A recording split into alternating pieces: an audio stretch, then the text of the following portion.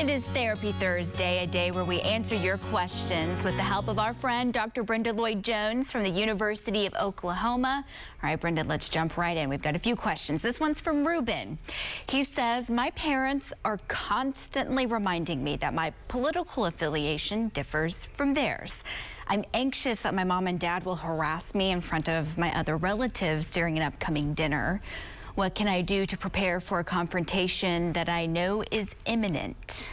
What a good question. You know, rather than waiting until the dinner, he needs to talk with his parents immediately and tell them that he does not want to be the brunt of their jokes, that his affiliation, that political affiliation is not for them to make fun of him, and get their buy-in.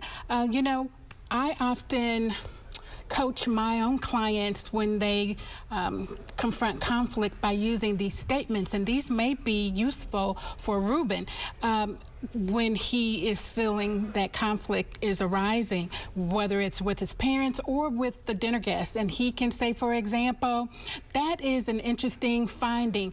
I must do much more research on that, or I must explore that further. That particular statement is a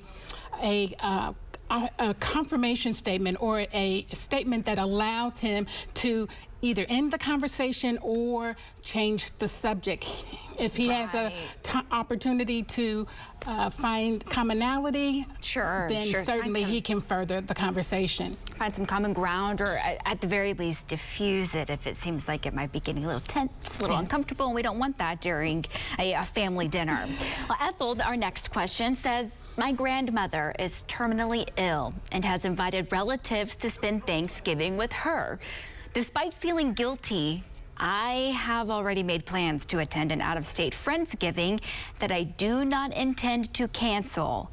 How can I make this up to my grandmother? Oh, that can be tough, but we live in a world that we can do amazing things. And since she still has a few weeks before Thanksgiving, she can make arrangements to go see her grandmother before time. And that can be a special time just for them. She could perhaps arrange for example, them to do some things together, watch her grandmother's favorite movie with her, engage in an activity.